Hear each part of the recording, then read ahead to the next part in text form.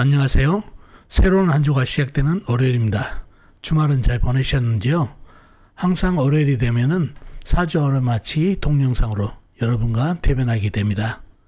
이번 주 시간에도 전주에 내드린 문제 풀어드리고 이번 주 새로운 문제 내드리는 그런 순서로 진행해 보겠습니다.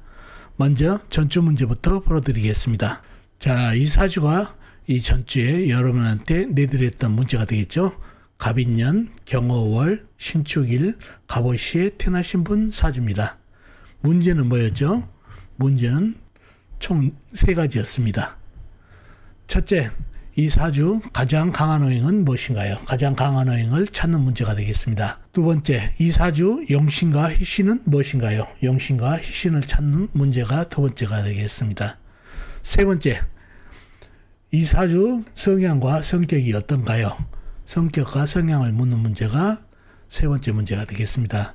이번 주는 포인트가 성향과 성격을 알아내는 문제가 되겠습니다. 그러려면 가장 강한 오행도 알아야 됩니다. 그래서 이 3가지가 전주에 내드린 문제가 되겠습니다.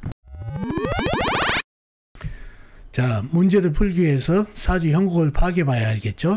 사주 형국을 파악하기 위해서 오행의 분포부터 알아보겠습니다. 먼저 일간인 내편부터요. 일간의 내편의 오행이 세력이 강하면 사주가 강해지고 반대로 상대편 일간의 힘을 빼는 오행이 세력이 강하면 사주가 약해진다는 얘기죠. 일간이 신금 작은 쇠로 태어났네요. 쇠의 내편은 비급인 같은 쇠나 쇠를 생해주는 인성인 흙이 내편이 되겠습니다. 먼저 비급인 쇠부터 찾아볼까요? 쇠는 월간의 경금 큰 쇠가 있습니다. 그리고 다른 데 놓고 지장간, 일지, 축토안의 신금 작은 쇠가 암장되어 있습니다. 다음에 쇠를 생해주는 흙을 찾아볼까요? 인성인 흙은 일지에 축토, 작은 흙이 있습니다. 그리고 다른 데 놓고 지장간, 연지, 임목안의 무토, 월지, 오안의 기토, 시지, 오안의 기토가 암장되어 있습니다. 자, 그러면 나와 있는 내편은 경금 근세와 축토 작은 흙 이렇게 되어 있네요. 나머지는 지장간에 들어가 있고요. 이러면 사주가 약해질 가능성이 많죠. 내편의 세력이 약하니까. 상대편도 한번 찾아보자고요. 뭔가요? 일간의 힘을 빼는 오행.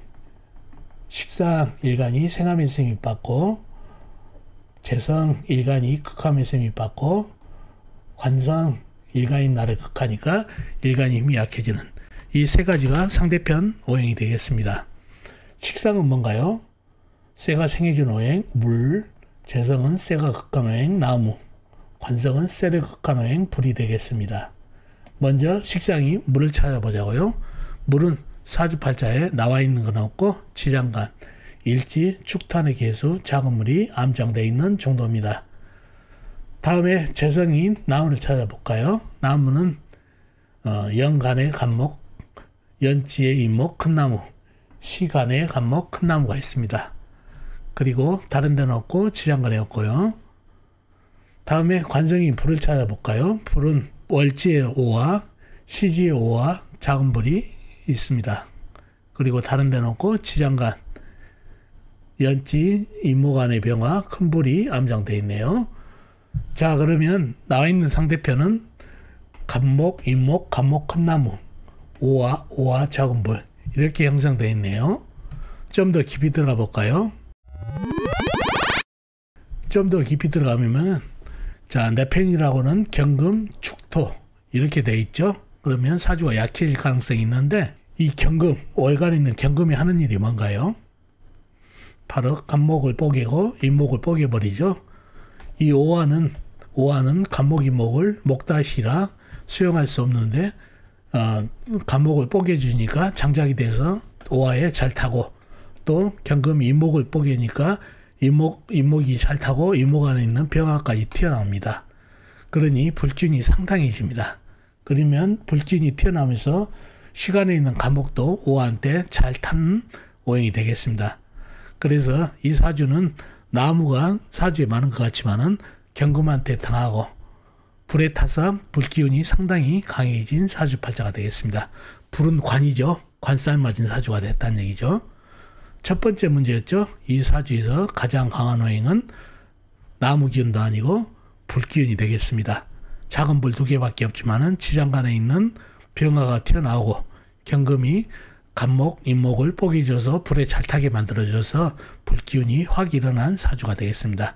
관살 맞은 사주가 된 사주입니다. 그래서 신약한 사주가 되겠죠. 그래서 첫 번째 문제는 가장강원호행 불기운이 되겠습니다. 두 번째 문제, 이 사주 용신과 희신이 뭘까요?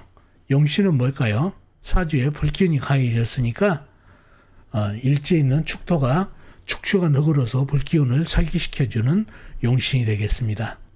그래야 강한 불기운을 설을 받아서 일간에게 도움이 되니까요. 그러니까 억부 조우로서 용신이 되겠습니다. 그런 사주가 됐고, 희신은 뭔가요? 운에서 오면 좋은 거는? 물이 오면 좋을 것 같은데, 물이 오면 사주에 강한 불하고 전쟁이 되죠. 그래서 좋지 않고, 젖은 흙, 무토나 진토, 그죠? 무토, 진토 또는 축토, 기토, 이런 흙이 오면 좋겠죠. 그래야 사주에 강한 불기운을 설기시켜서 일간에게 도움이 되니까. 그래서 운에서 오면은 젖은 흙이 좋은 사주팔자가 되겠습니다. 그런 사주가 됐고, 오늘 문제의 키포인트, 이 사주의 성격과 성향을 물어보는 문제가 세 번째 문제였죠. 한번 성격과 성향을 차근차근 풀어보자고요. 먼저 신금일주네요. 일주가 신금일주.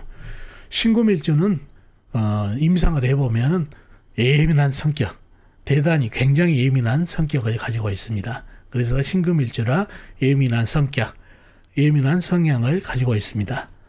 그런데 신축일주네요. 거기서도 신금의 예민함과 축토는 편인이죠. 그리고 화개살이고 또 음기운이고, 신축은 음기운이죠. 그러니 이 예민함이 더해지고 또 섬세하고 음기운이 강하니까, 그리고 화개살도 있고, 그리고 신금은 어떻게 보면 도화살하고 같죠. 그러니까 섬세하고 디테일한 면이 있습니다. 그리고 아까 얘기했지만은 예민성을 더 가중시켜 준다는 얘기죠. 그러한 성향과 성격이 있습니다. 이 사주가 관살맞은 사주라고 그랬죠. 사주에 불기운이 강해가지고 관살맞은 사주가 됩니다. 자, 관살맞은 사주의 성격과 성향은 어떨까요? 관살맞은 사주는, 관살은 무시무시하죠. 나를 죽이려는 살이니까. 그러니까 일간은 언제 관살이 나를 죽일지 몰라서 항상 불안에 떱니다. 그러니 예민할 수밖에 없죠. 더더욱 예민성을 가중시킨다는 얘기죠. 그래서 관살 맞은 사주를 보면, 아, 예민하겠구나. 관살이 언제 나를 칠지 모르니까, 언제 나를 공격할지 모르니까 항상 주의 깊게 본다는 얘기죠. 또 관살 맞은 사주는 까다롭다는 얘기죠. 그리고 히스테리가 있습니다. 즉 피해의식이 있다는 얘기죠. 관살한테 얻어맞다 보니까 피해의식이 항상 있어서 히스테리가 있다는 얘기죠. 그래서 이 사주는 관살 맞은 사주로서 더더욱 예민성을 부추기고 또 까다롭고 히스테리적인 성격을 가지고 있습니다. 그런 성격을 가지고 있습니다.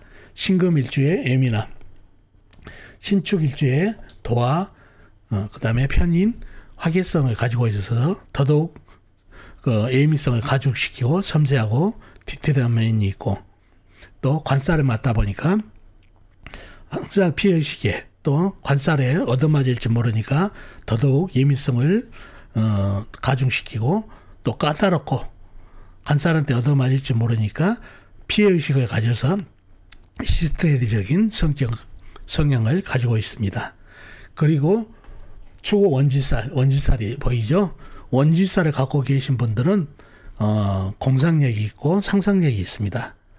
그러니까 다소 자기만의 세계에 빠져들 가능성이 많은 성향이 되겠습니다. 성격이 되고요.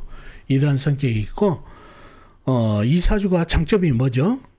장점은 이 섬세하고 디테일하고 또 편인, 도화살 발달, 화개살 발달로 예기능 쪽, 그쪽에서도 디테일하게 섬세하게 들어갈 수 있는 보석공예나 디테일한 예술을 할 수 있는 장점을 가지고 있는 사주팔자입니다.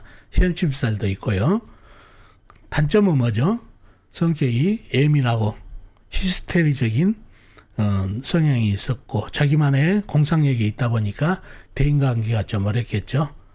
그래서 대인관계에 상당히 주의해야 될 사주가 됩니다.